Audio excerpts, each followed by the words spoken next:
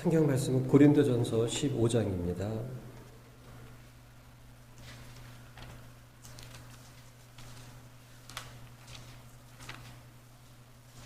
고린도전서 15장 1절과 2절 말씀.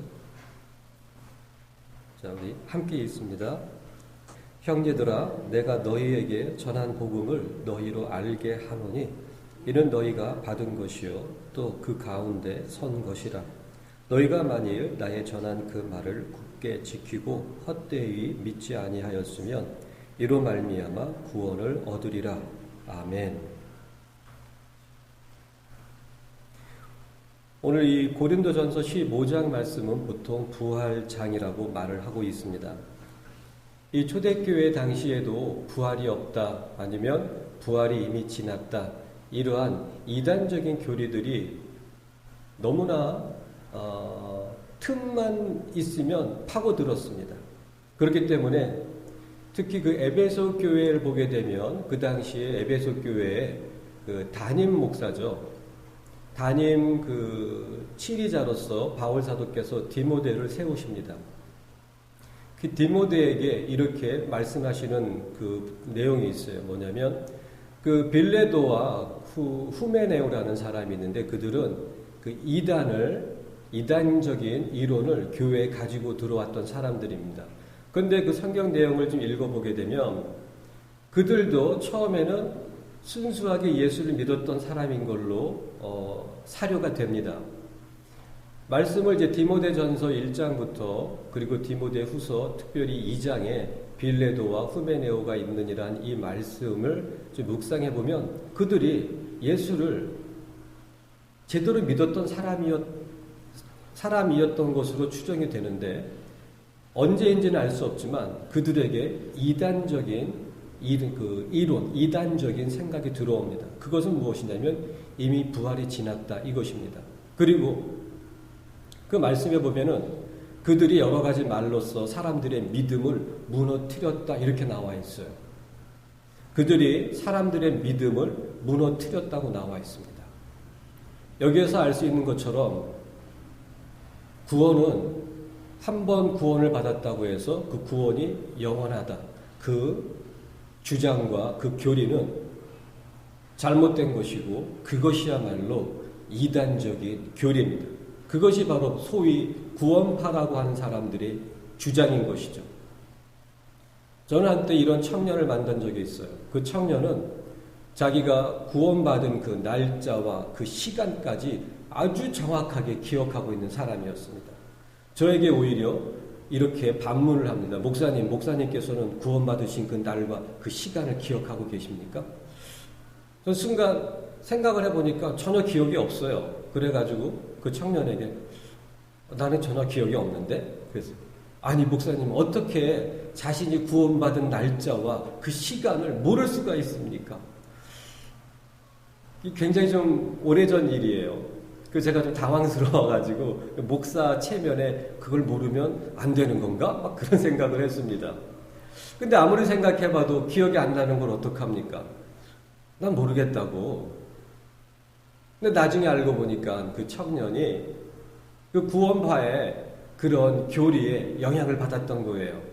하지만 나중에 이 청년이 정신 차리고 제대로 신앙생활을 하게 되었습니다. 제가 드리고자 하는 말씀은 무엇이냐면 한 번 구원은 절대 영원하지 않습니다.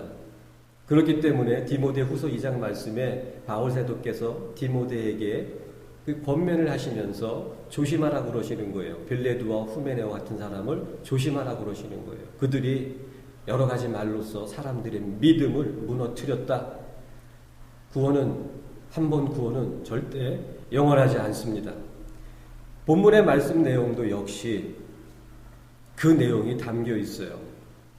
서두에 말씀드린 것처럼 이 고린도전서 15장은 부활의 장이라고 말씀을 드렸지 않습니까? 1절과 2절 말씀만 깊이 묵상을 해봐도 여기에 동일한 내용이 담겨져 있음을 모를 수가 없어요. 보십시오. 1절에 형제들아 내가 너희에게 전한 복음을 너희로 알게 하노니 이는 너희가 받았다고 말씀하고 계세요. 그리고 또 그 가운데 선 것이라. 너희들이 복음을 받았고 그리고 그 복음 가운데 너희들이 서 있노라. 그런데 2절에는 너희가 만일 나의 전한 그 말을 굳게 지키고 헛되이 믿지 아니하면 이로 말미암아 구원을 얻으리라. 그들이 이미 지금 복음에 서 있으므로 그들에게 구원이 있어요. 그럼에도 바울 사도는 다시 한번 경각심을 세우도록 권면하는 말씀을 주고 계시지 않습니까?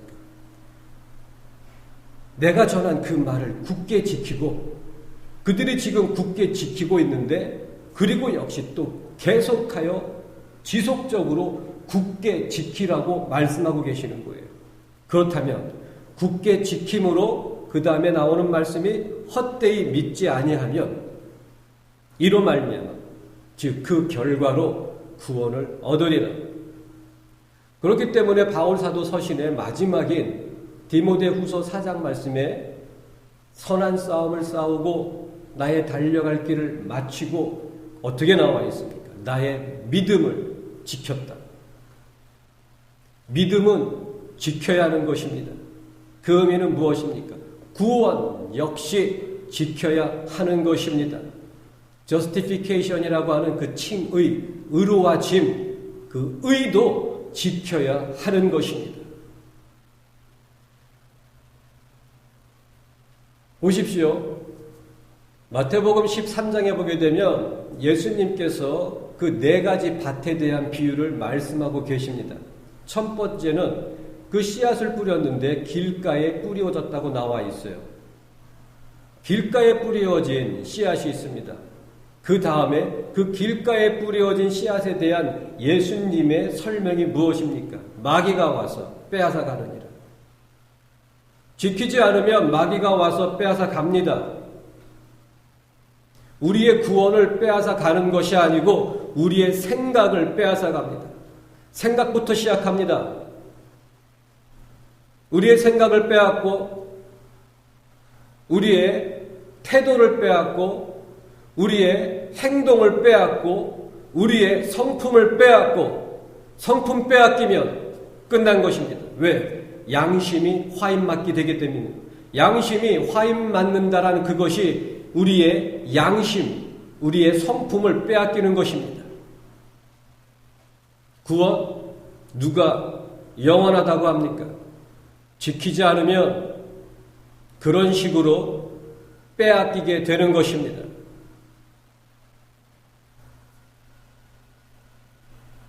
바울 사도께서는 그 교회를 바라보시며 그 사랑 많으신 그분께서 그 교회를 바라보시면서 주실 수 있는 말씀이 과연 무엇이겠습니까?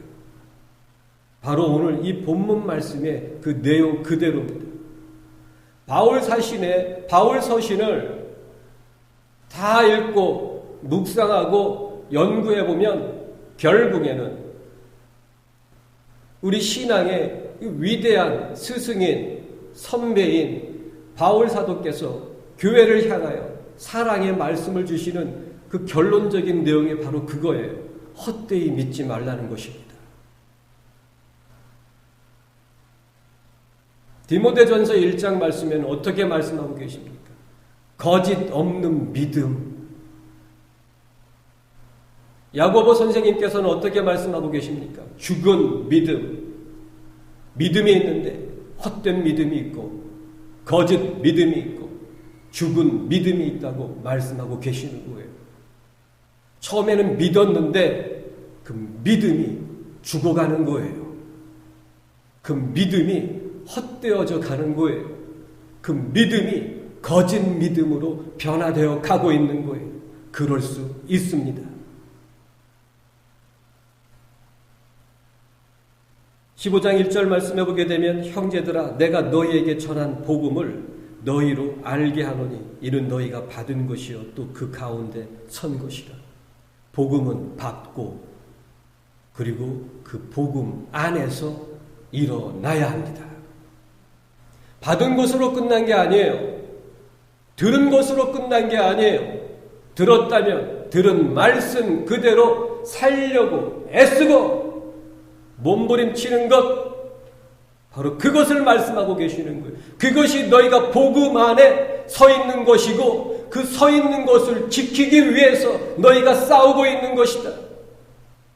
선줄로 생각하는 자는 넘어질까 조심하라고 말씀하고 계시지 않습니까? 왜입니까? 넘어질 수 있기 때문입니다.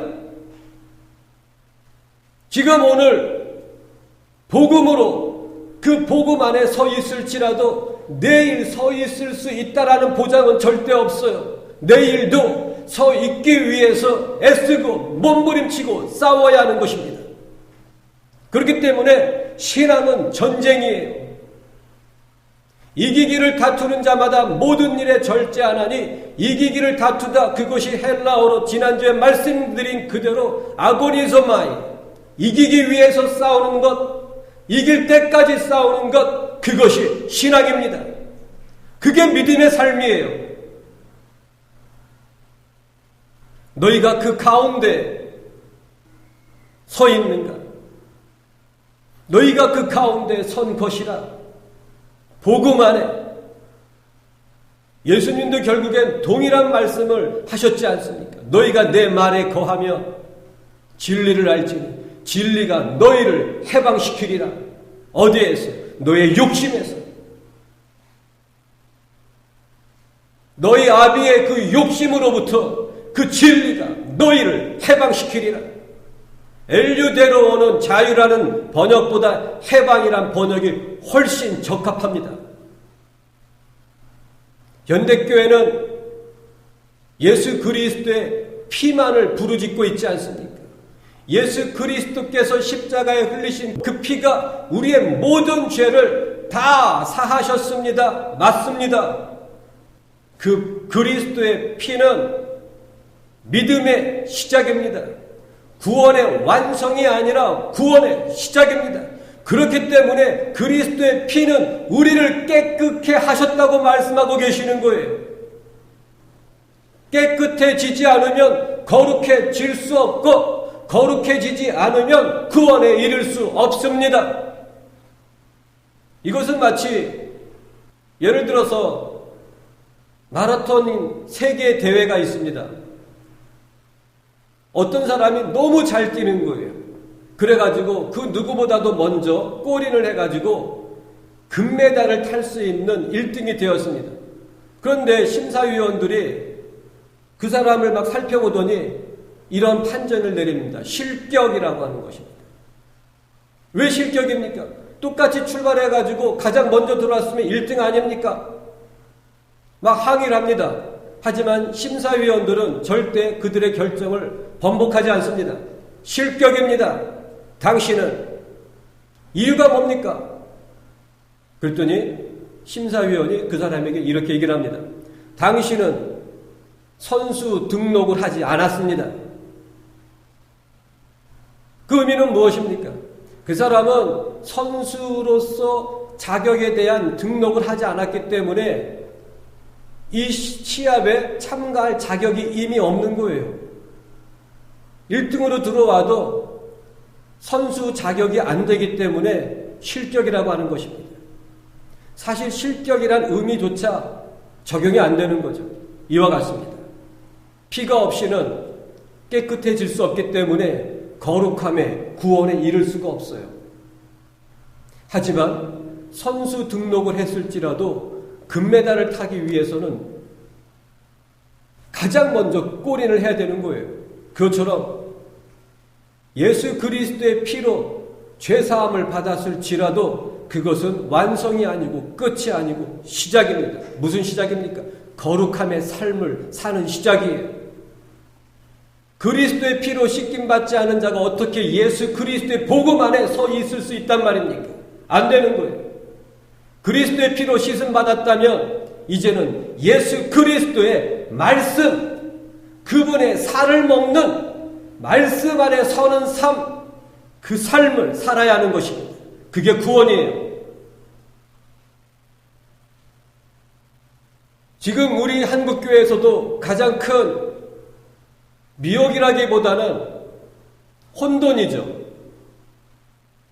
그것이 무엇이냐면 구속과 구원을 동일하게 생각하는 거예요.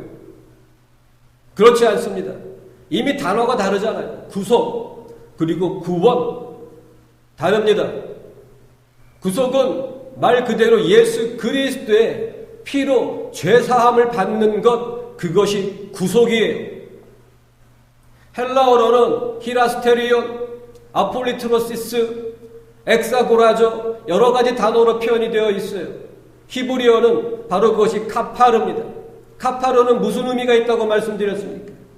바로 창세기 6장에 보게 되면 하나님께서 노아에게 명하셔가지고 방주를 짓지 않습니까? 다 완성된 다음에 안과 박을 역청으로 칠하라. 그 단어가 바로 이 카파르예요. 그렇다면은 이 구속이라는 것은 무슨 의미입니까? 예수 그리스도의 피로 우리의 모든 생각과 우리의 모든 삶을, 우리의 모든 존재를 예수의 피로 칠하는 거예요. 그러므로 우리를 보는 것이 아니고 하나님께서는 예수의 피를 보심으로 우리의 모든 죄가 다 씻김 받은 거예요. 그것을 구속이라고 그러는 거예요. 구속, 그것은 무슨 의미냐면 대신 지불하셨다, 그런 뜻입니다. 보통 대속, 속량, 구속 같은 의미입니다. 예수 그리스도께서 십자가 위에서 우리의 모든 죄를 대신 지불하신 것, 그것이 바로 구속이에요. 그것이 바로 카파르. 언약궤 위에 있는 그 속죄소가 이 카파르의 명사형인 카포레트입니다. 구속이에요. 아직 구원에 이르지 않은 거예요. 구원의 시작이란 말입니다. 그런데 현대교회는 예수의 피로 구원이 이루어졌다고 말을 합니다. 시작입니다. 예수의 피로 깨끗해진 그 삶을 말씀에 순종하기 위해서 애쓰는 순종의 삶으로 그 피의 은혜를 지켜야 되는 거예요. 그것이 구원입니다. 바울 사도는 바로 이 1절 말씀에서 너희가 받았고 또 그 가운데 선 것이라. 복음을 받을 수 있기 위해서는 예수 그리스도의 피로 구속함을 받아야 되는 거예요. 깨끗하지 않은 자가 어떻게 그 복음을 받을 수 있단 말입니까? 그거는 말이 안 돼요. 이미 바울 사도께서 지금 말씀하고 있는 그들의 그 대상은 이미 예수 그리스도의 피로 구속받은 자들에 대해서, 그리고 복음의 안에 선 자들에 대해서, 이미 구원이 있는 자들에 대해서 말씀하고 계시는 거예요. 구원은 받고 그 가운데 서 있는 것입니다. 그리고 지속적으로 서 있어야만 합니다. 2절에 보게 되면 너희가 만일 나의 전한 그 말을 굳게 지키고 헛되이 믿지 아니하면 이로 말미암아 구원을 얻으리라. 헛된 믿음이 있어요. 구원에 이룰 수 없는, 결국 구원을 잃어버릴 수 있는 믿음이 있는데 그것을 바울 사도께서는 헛된 믿음이라고 말씀하고 계십니다. 헛된 믿음이 무엇입니까? 말씀에 그대로 나와 있는 거예요. 나의 전한 그 말을 굳게 지키고, 즉 나의 전한 말을 지키지 않는 그 믿음이 헛된 믿음입니다. 진리가 없는 믿음, 진리를 붙잡기 위해서 분투하는 삶이 없는 믿음, 그것을 헛된 믿음이라고 말씀하고 계십니다. 로마서 2장에는 율법을 듣는 자가 의로운 자가 아니요 들은 율법 그대로 행하는 자라야 의로운 자라 말씀하고 계시지 않습니까? 듣는 자가 아니라 들은 그대로 행하는 자라고 말씀하고 계십니다. 예수님도 동일한 말씀을 하고 계시는 거예요. 말씀을 듣고 행치 아니하는 자는 탕류가 부딪힘에 그 집이 곧 무너지고 그 무너짐이 심하니라 말씀하고 계시지 않습니까? 말씀을 듣고 행치 않는 그 믿음은 마귀의 공격과 마귀의 유혹과 마귀의 시험에 여지없이 무너지게 되어 있어요. 그 무너진 것을 다시 세우는 것, 그것이 무엇입니까? 회개예요.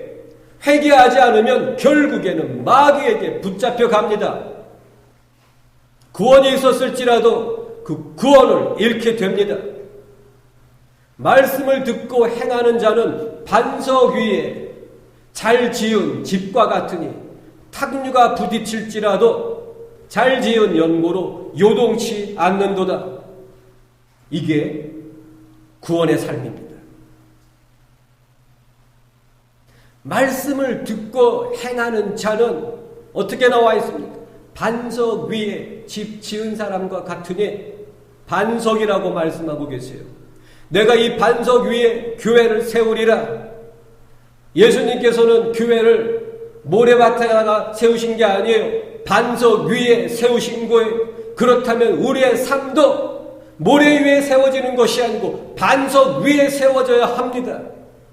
반석, 페트라, 무엇입니까? 바로 예수 그리스도를 의미하는 거예요. 진리 위에 세워져야 합니다. 그래서 1절 말씀에 바울사도께서 먼저 선포하고 계시는 거예요. 너희들이 받았고 그 가운데 서 있지 않느냐? 너희가 진리를 받았고 너희가 예수를 받았고 예수 안에 서 있지 않느냐? 그것이 구원이다. 굳게 지키라고 말씀하고 계십니다. 이것이 헬라어로 카테코예요. 카테코라는 의미는 먼저 그 단어적인 의미를 설명해 드린다면 카타와 에코의 합성어인데, 카타라는 것은 뭐뭐 아래, 뭐뭐에 근거하여 그런 의미예요. 에코는 붙잡다 그런 뜻입니다. 결국 카테코라는 이 단어의 의미는 이렇게 직접적으로 번역이 될 수 있어요. 붙잡는다면 그런 의미입니다. 굳게 붙잡는 것에 근거하여. 어떻게 그럼 이 성경 구절이 해석이 되겠습니까? 아마 이렇게 번역될 수도 있어요. 너희가 만일 나의 전한 그 말, 나의 전한 그 말이 무엇입니까? 복음을 굳게 지키고 이 부분을, 나의 전한 그 복음을 굳게 붙잡는 그 전제하에 헛되이 믿지 아니하는 것이며 이로 말미암아 구원을 얻으리라. 이것입니다. 그것이 헛되이 믿지 않는 믿음입니다. 결론적으로 진리가 있는 믿음, 성품이 진리로 형성되어져 가고 우리 안에서, 내 안에서 예수의 형상이 이루어져 가는 그 삶, 그것이 구원이에요. 그것이 구원의 증거입니다. 구원의 확신, 그런 말은 이제는 내려놓으세요. 구원의 확신이라는 게 무슨 의미가 있겠어요? 내가 확신한들 그것이 무슨 의미가 있습니까? 내 안에 예수가 없으면 다 쓰레기인 거예요. 내 안에 예수가 있는 것, 예수를 열망한다, 예수를 사랑한다, 그런 의미가 무엇입니까? 말장난하지 말고 직접적으로 예수를 사랑한다라는 그 의미가 무엇입니까? 나의 모든 것들을 다 잃어버릴지라도 예수를 선택하겠다라는 그 의미 아닙니까? 또한 그것은 또 무슨 의미입니까? 내가 어떠한 아픔과 고난과 손해와 잃어버림이 있을지라도 진리를 붙잡고 진리대로 살겠습니다. 그거잖아요. 그게 예수를 사랑하는 거예요. 그저 감정적으로 예수님 사랑합니다, 찬양하면서 기도하면서 눈물 흘리는 게 예수를 사랑하는 게 아니에요. 그분의 말씀대로 살기 위해서 어떠한 것들을 잃어버릴지라도 진리를 붙잡고 진리대로 살기 위해서 몸부림치는 것, 그게 예수를 사랑하는 거예요. 그렇기 때문에 요한 사도께서는 요한일서 5장에 이렇게 말씀하고 계십니다. 하나님을 사랑하는 것은 이것이니 그의 계명을 지키는 것이라.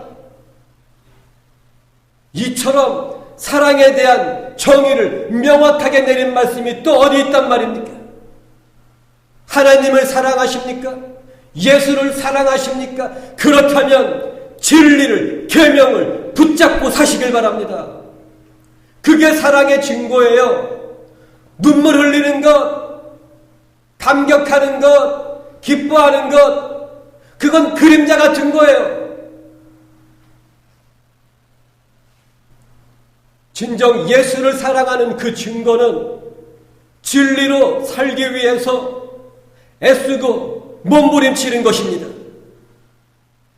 그것이 없다면 다 무너지게 되어 있습니다. 그래서 바울 사도께서 굳게 지키라.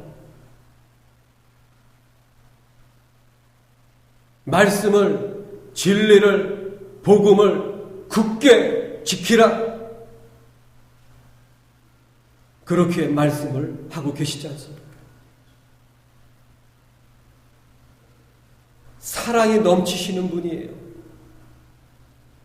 저는 바울 사도 그러면은 과거에는 정말 열정적이고 예수 그리스도를 위해서 어떠한 것도 포기하고 어떠한 난관이 있을지라도 그것을 뚫고 나가는 아주 그냥 에너지가 넘치고 열정도 넘치고 그리고 어떠한 타협도 없고, 맞아요. 방금 말씀드린 그대로 바울 사도는 그런 분이, 하지만 그런 것과 동시에 이렇게 그분에 대한 느낌이 있었어요. 무엇이냐면, 저에게 바울 사도를 한마디로 표현하라 그러면 전 이렇게 표현합니다. 찐빵 같으신 분. 그러면서도 그분은 찐빵처럼 따뜻하시고 부드러우시고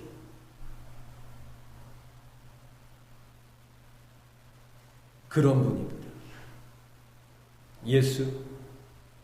예수는 죄에 대해서 단호하고 무서우신 분이지만 그 영혼들을 향해서는 찐빵 같으신 분인 거예요. 부드럽고. 전 예수님 만나면 예수님의 그 옆구리를 꼭 찔러볼 겁니다. 그 창자국을 확인하는 게 아니라 얼마나 부드러운가. 그분의 눈을 정말 보고 싶어요.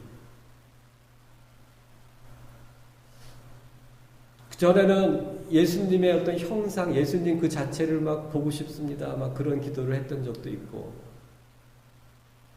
요즘도 기도할 때 참 그런 기도를 잘 안 하는데 이러한 기도를 할 때가 있어요. 주님, 정말 너무 보고 싶습니다. 그리고 주님을 만나뵐 때 가장 보고 싶은 것이 그분의 그 예수님의 형상 중에서 예수님의 눈을 보고 싶어요. 도대체 예수님의 눈빛은 도대체 어떤 눈을 갖고 계실까? 제가 이제 좀 나이도 먹고 인생도 좀 살고 그러다 보니까 이런 걸 좀 깨닫게 됩니다. 무엇이냐면 요즘 아이들을 보게 되면 초등학생이든 중학생이든 그 아이들의 그 얼굴 형상을 통해서 그 어린 아이 때부터 이미 그 아이의 성품이 얼굴에 그대로 나타나는 걸 느낍니다.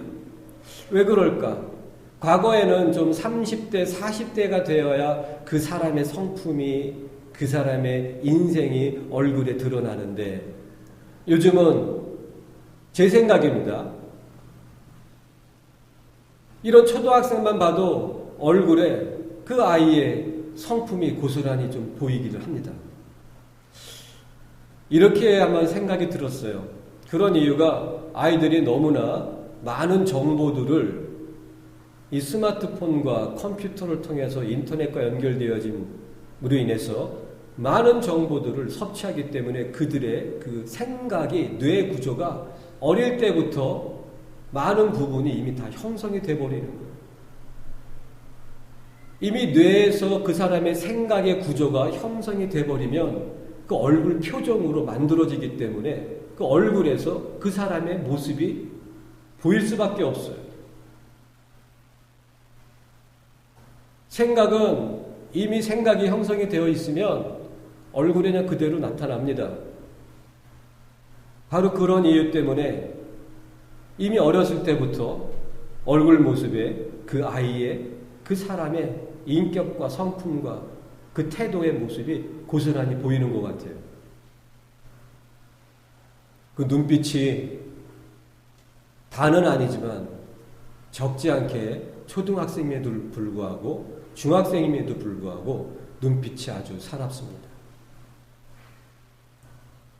며칠 전에 참 마음이 아팠어요.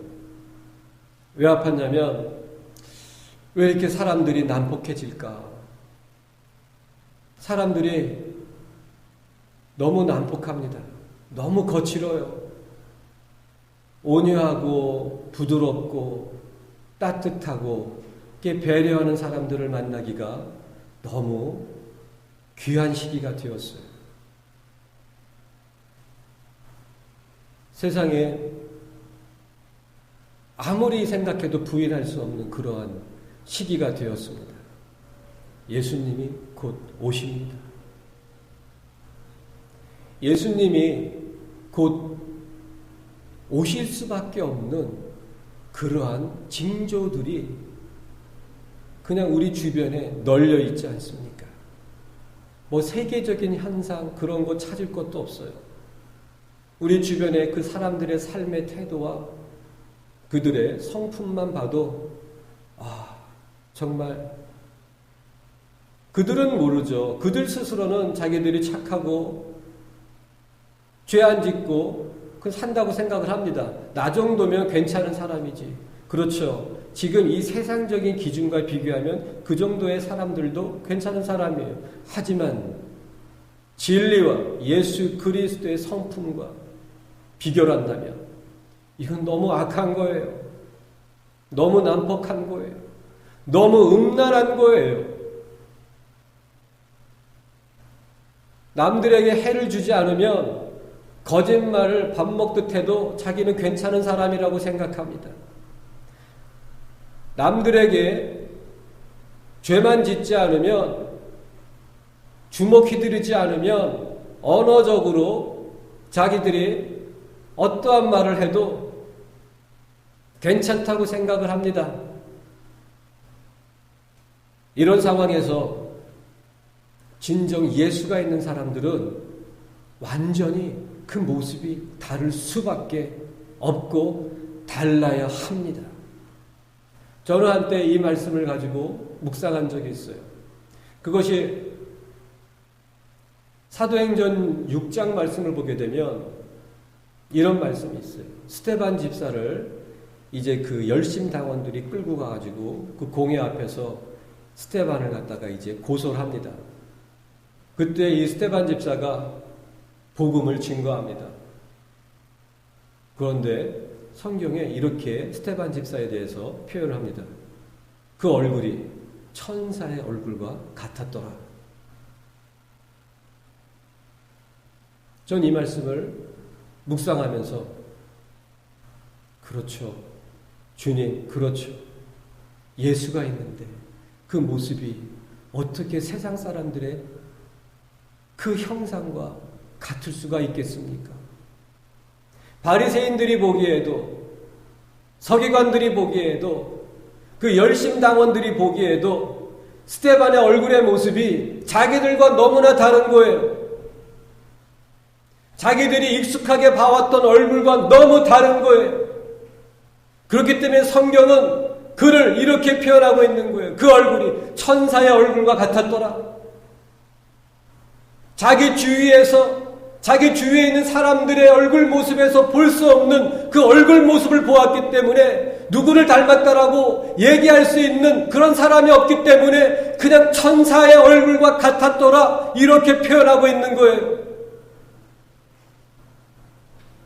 예수가 있다면 그 사람의 모습에서 이미 세상과 차이가 나고 예수가 있다면 그 사람의 언행에서 이미 세상과 차이가 나고 예수가 있다면 그의 눈빛마저도 이 세상 사람과 같을 수가 없는 거예요.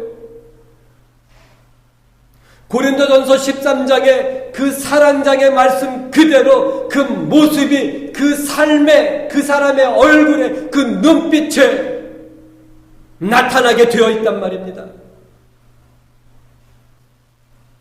예수가 있는 것이 구원이고 그 예수가 있다면 진리의 삶을 살고 있기 때문에 그 사람의 모습은 그 사람의 형상은 예수를 닮아야 합니다. 기도하겠습니다.